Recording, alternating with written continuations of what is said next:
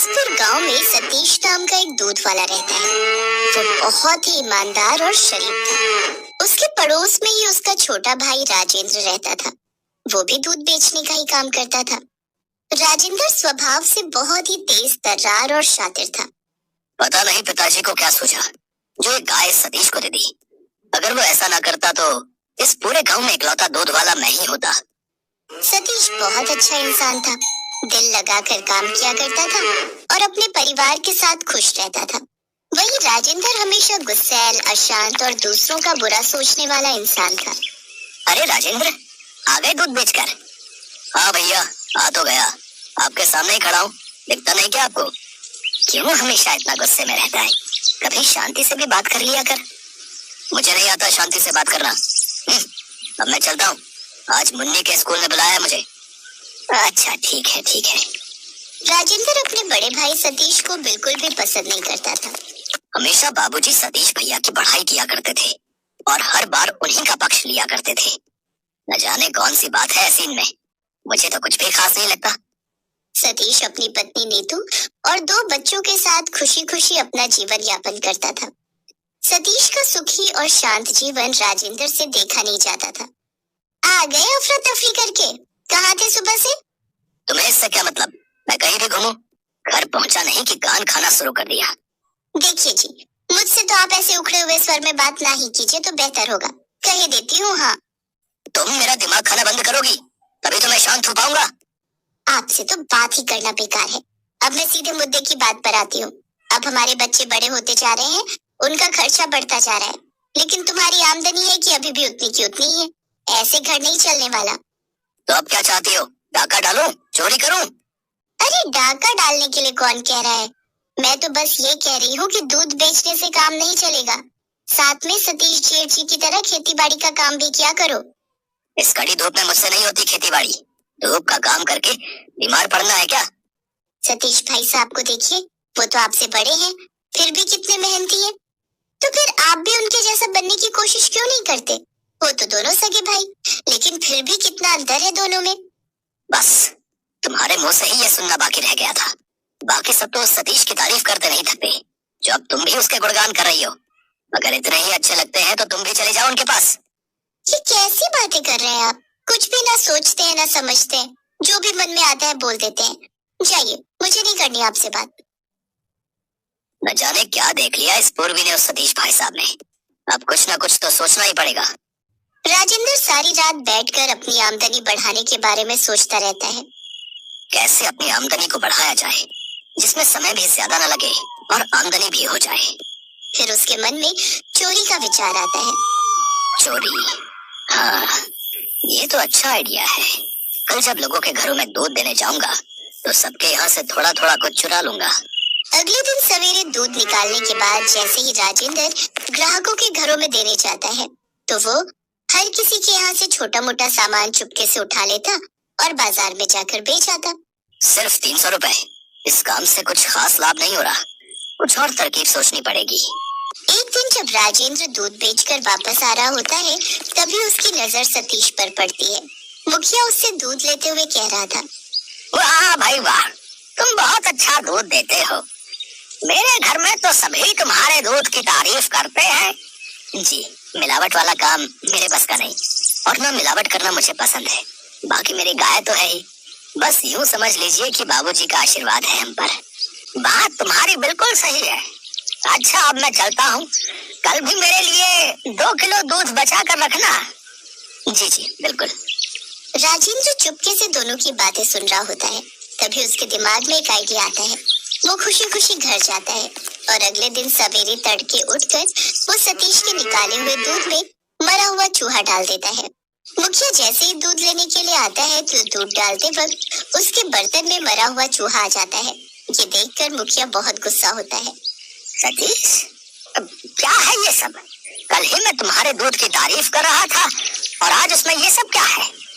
जी वो मैं कुछ नहीं जानता ये कहाँ से और कैसे इसमें आया। मैं तो सब ढक कर रखता हूँ। आज से मेरे यहाँ तेरे घर से दूध नहीं आएगा बिल्कुल भी। हाँ। ऐसे ही राजेंद्र कभी सतीश के दूध में से आधा दूध निकाल लेता और बाकी बचे हुए दूध में पानी की मात्रा अधिक डाल देता और ऊपर से उसमें मक्खी, चूहा, मेंढक डाल देता, जिससे कि सतीश के ग्राहक घटने लगे और राजेंद्र के बढ़ने। राजेंद्र पहले तो अपना दूध बेच कर आता और फिर सतीश के चुराए हुए दूध को बाजार में बेच आता और खूब मुनाफा कमाता। वैसे तो मैंने उसके काफी ग्राहक कम कर दिए, लेकिन अब मुझे कुछ और भी सोचना होगा, जिससे कि उसके बचे हुए ग्राहक भी मेरे पास ही आए। अब तो मेरे पास एक ही उपाय है और मैं उसे भी करूंगा। मेरा ये उपाय काम कर गया तो फिर इस गांव में इकलौता मैं ही दूध बेचने वाला हूँगा और सभी ग्राहक मेरे पास ही आएंगे। फिर तो मेरी चांदी ही चांदी।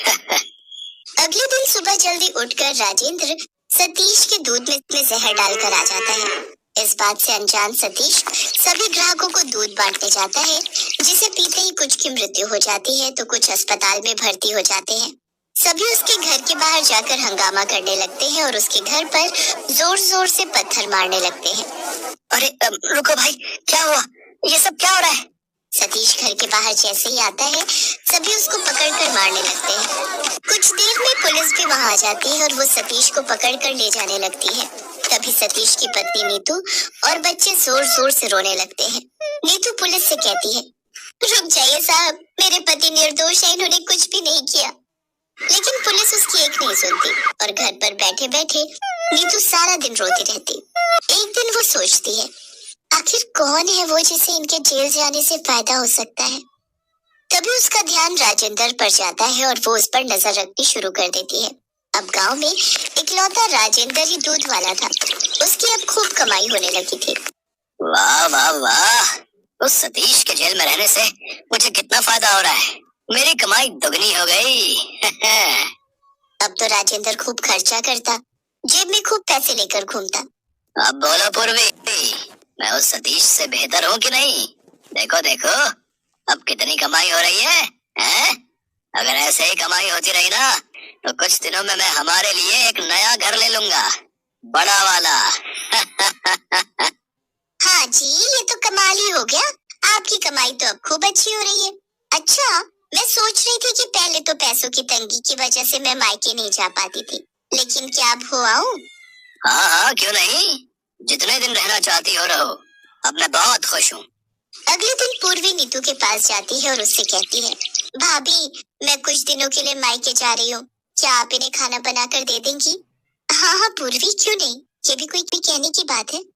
रात को जब नीतू राजेंद्र के लिए खाना लेकर आती है तो देखती है कि राजेंद्र नशे की हालत में होता है। अरे भाभी, आप यहाँ? हाँ, खाना देने आई हूँ। रख दीजिए।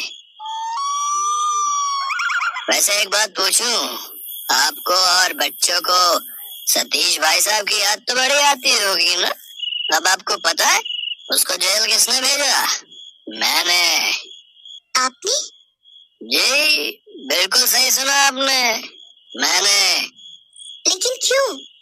मैंने ही तो उसके दूध में जहर मिलाया था ताकि उसको जेल हो जाए और मुझको मुनाफा।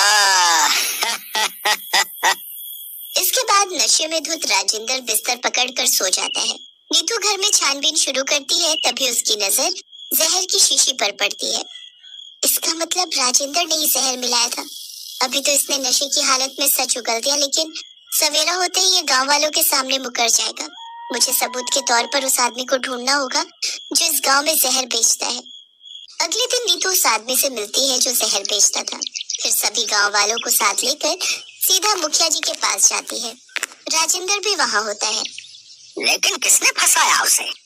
मेरे पति को फंसाने वाला कोई और नहीं बल्कि ये राजेंद्र है। पर ये तो सतीश का छोटा भाई है, वो ऐसा क्यों करेगा भाई? आइए भाई साहब, आगे आइए और बताइए, ये जहर की शीशी आपसे किसने ली थी? जी, ये जहर मुझसे राजेंद्र जी ने लिया था। जिस दिन राजेंद्र ने ये जहर लिया था, उसके अगले दिन ही ये घटना घटी थी। राजेंद्र, क्या कह रही है नीतू? क्या ये सब सच है? मुझे माफ कर दीजिए मुखिया जी, ज्यादा पैसों के लालच में मैंने ये सब किया ताकि मेरी कमाई अच्छी हो जाए। अभी के अभी राजेंद्र को जेल भेजा जाए भाई, है? और सतीश को छुड़वा कर इज्जत के साथ गांव वापस लाया जाए, और आज के बाद इस गांव में कोई भी जहर नहीं बेचेगा।